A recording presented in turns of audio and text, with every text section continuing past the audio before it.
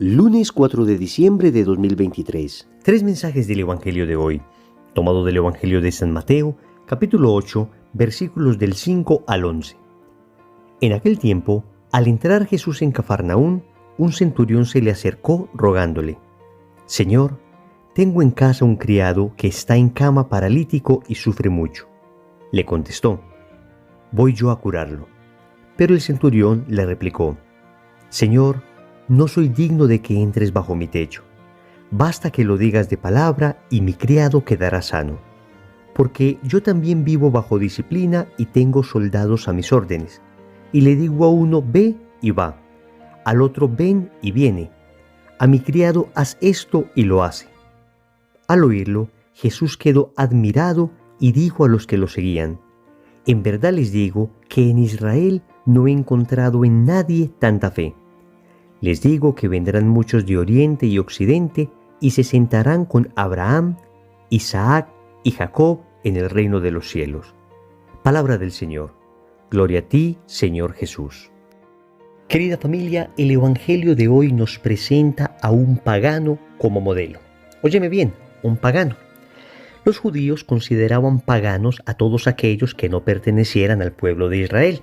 Y por eso es realmente impactante la conclusión de este Evangelio cuando Jesús dice: «Os digo que ni en Israel he encontrado tanta fe». Lo que está diciendo el Señor es que en el pueblo elegido, del que nació Él, el Mesías, el pueblo que Él se había preparado con profetas, el pueblo que Él se había escogido sobre todos los pueblos de la tierra, en este pueblo no había encontrado tanta fe como en el centurión. Nosotros pertenecemos al pueblo pagano, es decir, nosotros de nacimiento, de raza, no somos judíos, no somos israelitas, pero gracias a la predicación de los primeros cristianos, la fe en Jesucristo llegó a nosotros. Y es curioso, porque este pagano centurión está representando lo que sucedió históricamente, que el pueblo de Israel, a quien el Señor había hecho tantas promesas, se ha demorado mucho más para creer en Jesús, mientras que nosotros los paganos rápidamente accedimos a la fe. Vamos a meditar tres mensajes de este Evangelio. Primero, ten la caridad del centurión. Segundo, ten la humildad del centurión. Tercero, ten la fe del centurión. Vamos con el primer punto. Ten la caridad del centurión. Notemos lo que dice el Evangelio. Un centurión se le acercó rogándole: «Señor, tengo en casa un criado que está en cama paralítico y sufre mucho». Un centurión era una persona importante. Un centurión era básicamente un oficial del ejército de la antigua Roma que tenía a su mando una centuria, es decir, un grupo de 100 soldados. Por consiguiente, era prestigioso el centurión. Y tenía un siervo, tenía un empleado. Y tanta era la caridad de este centurión por este siervo que va personalmente donde Jesús para suplicarle que lo sane. Aquí vemos un ejemplo de tremenda caridad. Por eso Jesús no dudará en hacer el milagro, por la enorme caridad de esta persona. Amigos, la actitud del centurión contrasta muchas veces con nuestra actitud. A veces en nuestras oraciones, por ejemplo, nosotros somos bastante egoístas. Pedimos casi que exclusivamente por nosotros, por mis necesidades, por mis cosas. Poco pensamos en los demás. Y ahí manifestamos nuestra falta de caridad, nuestra falta de preocupación por los otros. El centurión, en cambio, no está pidiendo nada para él. El centurión está pidiendo algo para un subalterno, para una persona, entre comillas, inferior a él en cuanto a estatus social. Y está haciendo eso con una profunda humildad. Nosotros deberíamos aprender esto del centurión y pedirle al Señor nos conceda esa enorme caridad, porque el Señor ama a las personas que piden por los otros. El Señor ama a las personas que buscan ayudar a los otros. Y como cristianos lo entendemos, porque el Señor nos enseñó que Él habita en el otro. Existen muchas presencias del Señor. Por supuesto, la presencia eucarística es la más importante de todas. Él está allí con su cuerpo, sangre, alma y divinidad. Pero el Señor nos ha enseñado que Él también está presente de alguna manera en todo aquel que sufre. Y en el Evangelio de San Mateo, en el capítulo 25, versículo 31 y siguientes, el Señor nos dice que al final de los tiempos, en el juicio final, el Señor dirá a unos: venid benditos de mi Padre, y a otros: id malditos al fuego eterno.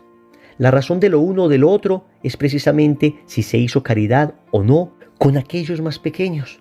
diciendo que si se lo hicieron a ellos, a Él mismo, es decir, a Jesús mismo lo hicieron. Él se está identificando con el que sufre. Cuando ayudamos al prójimo necesitado, Cristo dice, me ayudan a mí. Por eso nosotros hoy debemos estremecer nuestra alma, debemos sacudir nuestro corazón, debemos preguntarnos cuánta caridad he tenido con mi prójimo, cuánto me he esforzado por ayudar a las demás personas, cuánto he salido de mi propia comodidad para tender la mano al que lo necesita. No solo en el aspecto económico, pero también en ese aspecto. Pero pensemos en el aspecto moral, en el aspecto afectivo. Pensemos en cuánta necesidad tiene hoy la gente de ser escuchada, de ser amada, de ser básicamente acompañada. Y nosotros podemos hacer eso. Óyeme, no hay nadie tan pobre que no pueda dar algo, ni nadie tan rico que no necesite algo. Repito, no hay nadie tan pobre que no pueda dar algo, ni nadie tan rico que no necesite algo. A veces uno dice, ¿en qué podría ayudar? No tengo dinero, no tengo muchos conocimientos. Amigos, basta un gran corazón para poder ayudar a las personas. Quien ama encuentra creativamente las formas de ayudar. Segundo, ten la humildad del centurión. Recordemos que el centurión era una persona importante, era una persona que pertenecía al ejército de Roma, un ejército poderosísimo que había logrado prácticamente conquistar el mundo. Y cuando Jesús le dice que va a ir a su casa a sanar a su criado, la respuesta del centurión es bellísima. No soy digno de que entres en mi casa. Basta una palabra tuya para que se sane. Nosotros ¿cuántas veces vamos a hablar con Dios creyéndonos dignos de hacerlo? Exigiéndole al Señor lo que debe suceder. Casi que nosotros exigiéndole a Dios lo que Él debe hacer, lo que nos debe dar. No es la actitud humilde del centurión que le dice, no soy digno de que entres en mi casa. De hecho, la liturgia de la iglesia ha adoptado esta frase que nosotros decimos antes de comulgar. Es el reconocimiento de nuestra indignidad, la raíz de la verdadera humildad. Reconocer que yo, por mí, no merezco nada ante Dios, que Dios me lo ha dado todo de manera absolutamente gratuita, que yo siempre soy un mendigo necesitado de Dios. Óyeme bien, es cierto que soy hijo de Dios, es cierto que Él me ama como hijo, pero espiritualmente hablando, es muy correcto sentirnos como mendigos ante Él. Aunque Él nos vea como hijos, nosotros sintámonos como mendigos ante Él, como el hijo pródigo. Cuando llegó este hijo pródigo sucio, manchado, herido por el pecado, este hijo pródigo no llegó a decir, es que yo soy tu hijo, dame lo que merezco. No, amigos, Él llegó sintiéndose un siervo. Y Dios, el Padre, lo trató como a un hijo. Esa es la actitud que debemos tener nosotros. Hemos pecado. Ha sido vergonzoso nuestro pecado contra un Dios que ha sido tan bueno y tan maravilloso con nosotros. No vengamos nosotros ahora a creer que nos merecemos todo lo que Dios nos da. Al contrario, digámosle al Señor con profunda humildad, no soy digno de que me des nada. No soy digno de que me escuches siquiera. No soy digno, Señor, de que me regales tantas bendiciones. Pero una palabra tuya bastará para sanarme. Es decir, pero agradezco, Señor, todo lo que me has dado y agradezco todo lo que me darás, si es tu santa y divina voluntad. Y yo creo que especialmente en la oración debe haber una nota característica de humildad en cada cosa que decimos. Debe sentirse un verdadero aroma de humildad y no un tufo de orgullo, un tufo de soberbia, no un mal olor de prepotencia, de exigencia ante Dios. Amigos, cuántas oraciones se hacen con altanería ante Dios, exigiéndole al Señor. Yo mismo he escuchado plegarias con ese tono. Te exijo, Jesús, que cumplas tus promesas. O personas diciéndole a otras, exígele a Dios que se cumpla su palabra. Ay, queridos amigos, no somos nadie para exigir a Dios nada. Es con humildad, es con la humildad del centurión que debemos acercarnos a Dios. Es con la humildad del centurión que debemos pedir perdón. Es con la humildad del centurión que debemos suplicar los milagros. Siempre diciéndole al Señor, te pido esto, pero que no se haga mi voluntad, sino la tuya. Te pido esto si me conviene. Nosotros a veces le decimos al Señor, estoy seguro que esto me conviene y me lo tienes que dar. Cuando en realidad le debemos decir, Señor, esto es lo que yo quiero, pero no sé si es lo que necesito. Por eso te pido, dame esto que quiero solo si lo necesito. Pero si no lo necesito, no me lo des. Dame aquello que tú sepas que en realidad necesito. Tercero, ten la fe del centurión. Notemos que el centurión le dice a Jesús, Señor. Esta sola palabra ya es un título de reconocimiento de la divinidad de Cristo. Señor es la traducción al español de la palabra Kyrios en griego. Y la palabra Kyrios es la traducción al griego de la palabra Adonai en hebreo, que significa Dios. En el Antiguo Testamento se le decía a Dios Señor. Pues el centurión le está diciendo Señor a Jesús. De alguna manera está reconociendo su divinidad.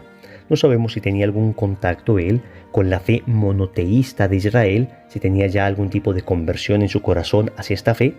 Pero en caso de que no, incluso es sorprendente que le llame Señor, porque los centuriones romanos solo llamaban Señor al César, porque en esta persona reconocían una especie de deidad. Pues el centurión está diciendo, para mí el César no es un Dios, para mí tú eres Dios. Y luego él le dice, dilo de palabra y mi criado quedará sano.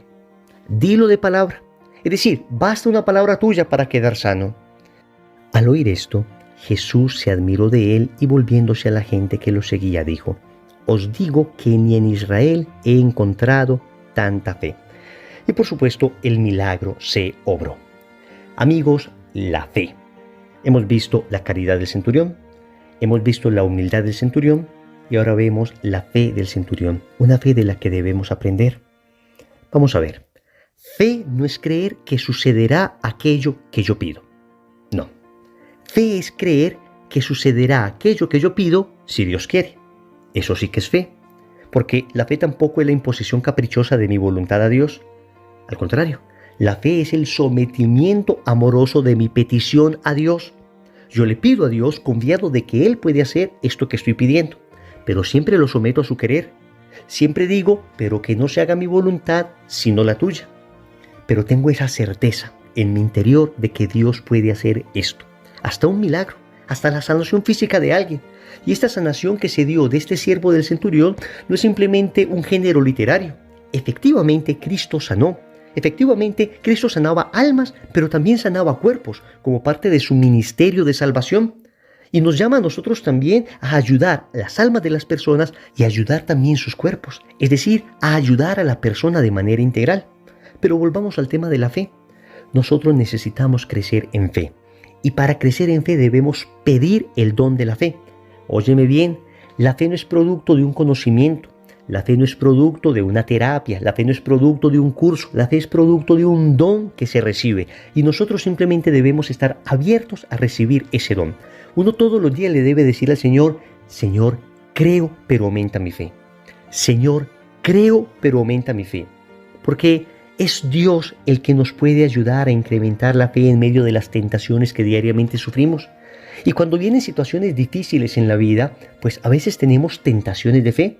Y te quiero decir una frase que me ha servido mucho a mí cuando tengo tentaciones de fe, y es la siguiente. Solo tienen crisis de fe las personas que tienen fe. Repito, solo tienen crisis de fe las personas que tienen fe. Si tú en este momento estás padeciendo crisis de fe porque de repente pediste algo y no se te concedió, déjame decirte que si tienes crisis de fe es porque tienes fe. Pero, amigo, amiga, familia, no nos enojemos con Dios. No dudemos de Dios porque aquello que pedimos no se concedió. Puede que ni siquiera sea falta de fe, sino simplemente aquello no era voluntad de Dios. Y tú dirás, pero ¿cómo la sanación de esta persona no es voluntad de Dios? ¿Cómo conseguir este trabajo no es voluntad de Dios? ¿Cómo esto o aquello no es voluntad de Dios? Amigos, nosotros conocemos muy parcialmente la voluntad de Dios. Estoy seguro que cuando lleguemos al cielo y miremos los acontecimientos ya con una mirada sobrenatural, una mirada de perspectiva, una mirada que se orienta a la eternidad, entonces comprenderemos muchas cosas que aquí nos parecen oscuras, opacas, que aquí nos parecen difíciles de entender. Debemos tener una enorme humildad para decirle al Señor, hay cosas que no entiendo, hay cosas que no comprendo, porque te pido esto y a veces no se da. Pero, Señor, sé sobrenaturalmente que todo sucede para el bien de los que te aman y yo te amo. Y aunque no logre entender, sé que todo esto sucede para mi bien. Oremos. Amado Señor, hoy nos presenta la figura de un pagano que nos enseña la caridad. Señor, cuán egoísta he sido en mis oraciones y en mis peticiones. Siempre me pongo a mí de primero, siempre lo mío, siempre mis intereses. Ayúdame, Señor, a postergar lo mío en favor de lo de mis hermanos. Ayúdame a entregarme generosamente por los otros. Ayúdame a comprometerme con aquel que sufre, al punto de tenerle siempre presente en mis oraciones y en mis acciones de caridad. Pero para ello, Señor, necesito una profunda humildad que también hoy aprendo del centurión. La humildad para saber que yo no debo ser el centro de mi propia existencia, para saber que yo no soy el Dios de mi propia vida, para saber que soy una criatura, para saber que soy frágil, para saber que no debo llegar a exigirte cosas, sino a suplicártelas con profunda humildad, para saber que estoy en muchas ocasiones en mejores condiciones que mi hermano que sufre, pero cuando tengo soberbia, cuando soy cegado por el orgullo, solo veo mis necesidades. Sáname, Señor, de ese orgullo, de esa vanidad, de esa soberbia. Finalmente te suplico, Señor, me concedas el don de la fe. Hoy lo digo 1 y 1000 veces. Señor, creo, pero aumenta mi fe. Señor, creo, pero aumenta mi fe. Señor, dame lo que me pides y pídeme lo que quieras. Amén. Recordemos entonces. Primero, ten la caridad del centurión. Segundo, ten la humildad del centurión. Tercero, ten la fe del centurión. Compromiso. En el rosario de hoy vamos a pedir las virtudes de la caridad, la humildad y la fe. En el nombre del Padre, y del Hijo, y del Espíritu Santo. Amén.